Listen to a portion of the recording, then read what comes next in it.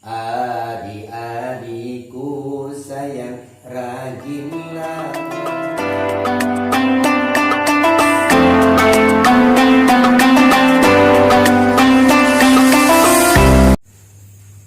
Assalamualaikum warahmatullahi wabarakatuh. Bismillah, alhamdulillah, wa la ilaha illallah, wallahu akbar, wa la haula wa la quwwata illa billah.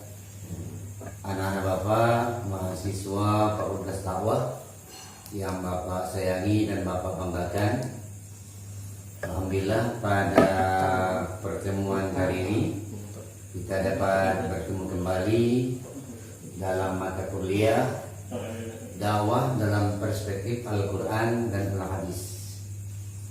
Minggu kemarin kita telah berbicara masalah turunnya Al-Quran, tapi waktu itu Bapak baru menyampaikan dua cara turunnya Al-Quran.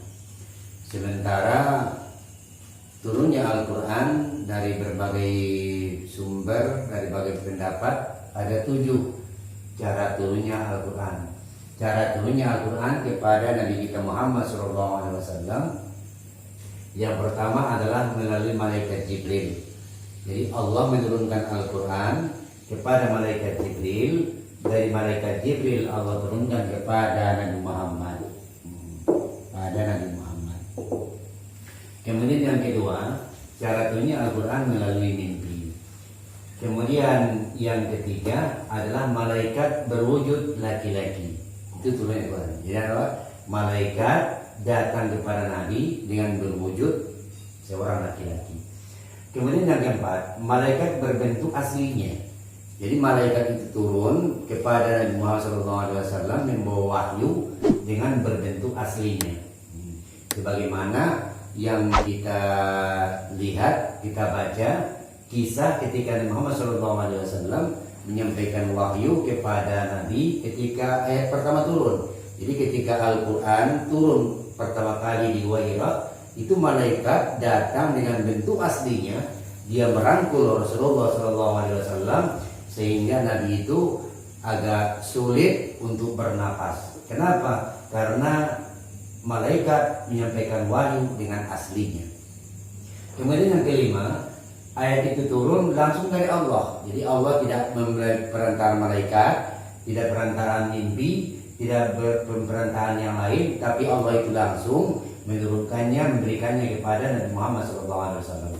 Kemudian yang keenam, wahyu itu turun waktu Isra Mi'raj. Nah, jadi waktu Isra Mi'raj turunlah wahyu kepada Nabi Muhammad SAW, sebagaimana tertera dalam Al-Quran, Subhanalladzi asra bi 'abdihi laila minal masjidil haram ilal masjidil aqsa. Dan juga ayat yang lain. Kemudian yang ketujuh, malaikat itu, kemudian Al-Quran itu turun yaitu melalui suara lonceng. Nah, inilah dia cara turunnya Al-Quran, sebanyak 7 cara turunnya Al-Quran. Ini untuk menyambung pelajaran kita minggu kemarin. Sekarang kita masuk kepada pelajaran berikutnya. Kita akan berbicara yaitu adab seorang juru dakwah, kemudian cara berdakwah. Pada pertemuan minggu ini kita bicara masalah adab berdakwah, kemudian cara berdakwah. Adab seorang juru dakwah, yang pertama dilihat oleh masyarakat itu, pandangan pertama itu adalah menentukan, yaitu berpakaian.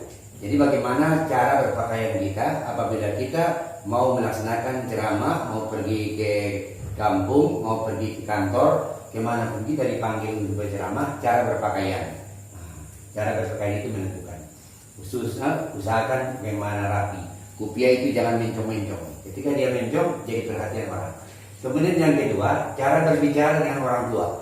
Jadi ketika kita ceramah, sebelum ceramah kita bicara dengan orang tua, kita harus sopan santun kita jaga. Apalagi ketika kita dalam keadaan berdakwah di hadapan orang tua. Kemudian yang ketiga, cara duduk. Jadi cara duduk kita di hadapan masyarakat juga itu sangat menentukan. Nah, kemudian yang keempat adalah cara makan dan minum. Cara makan kita dan minum kita. Jangan kita tunjukkan bahwa kita lapar di hadapan masyarakat, tapi seolah-olah kita sudah kenyang dan kita tidak lapar. Nah, itu.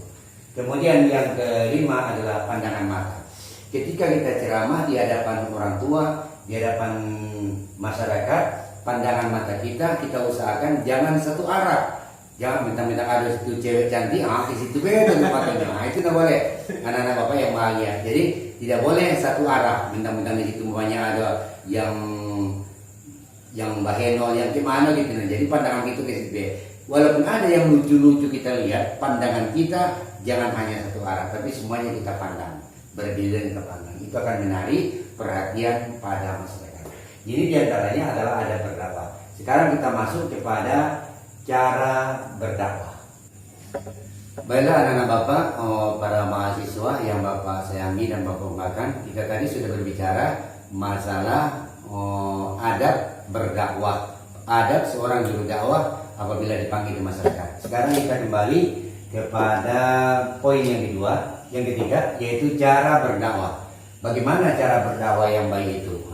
Yang pertama adalah kita berdakwah, berceramah di hadapan anak-anak, berceramah di hadapan remaja, berceramah di hadapan orang tua, dan juga berceramah ketika kita dipanggil di kantor, ketika kita berceramah di masjid, ketika berceramah di sekolah. Di antara yang 6 cara ini berbeda gaya pola yang kita sampaikan kepada masyarakat. Tidak sama antara anak-anak dengan remaja, tidak sama antara anak-anak dengan orang tua, tidak sama kita ceramah di antara remaja dan orang tua, dan juga tidak sama kita ceramah di masjid atau di kantor, di sekolah. Jadi beda. Kita ceramah di kantor berbeda dengan ceramah di masjid. Kita ceramah di masjid berbeda dengan ceramah di sekolah. Jadi caranya, ketika kita berhadapan dengan anak-anak, itu kalau bisa jiwa kita, gaya kita itu harus seperti gaya anak-anak.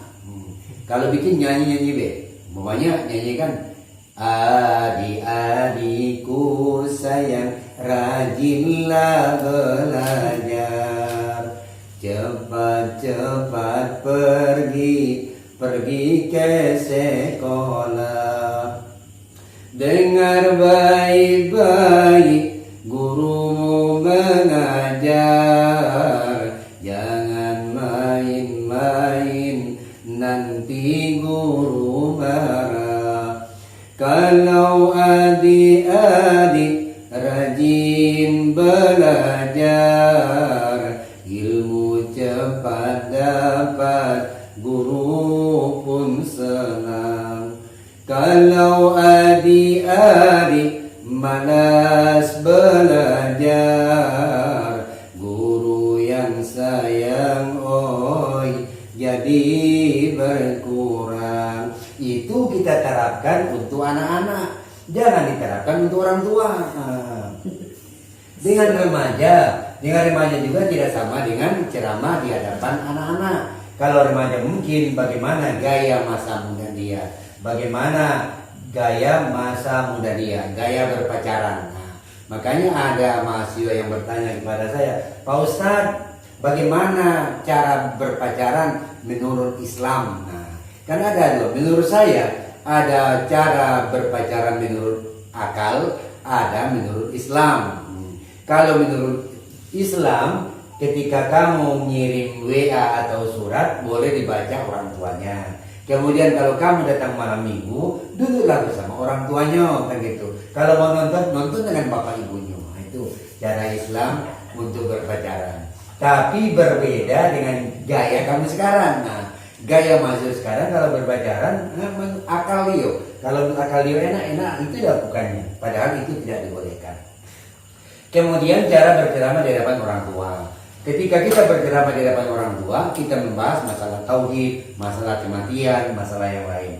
Jangan kamu ceramah di hadapan orang tua, yang kamu bahas adalah masalah yang disampaikan kepada anak-anak atau remaja. Masa orang-orang yang sudah datu-datu, yang sudah umurnya 70-an, kamu bahas masalah percintaan, kan tak bagus.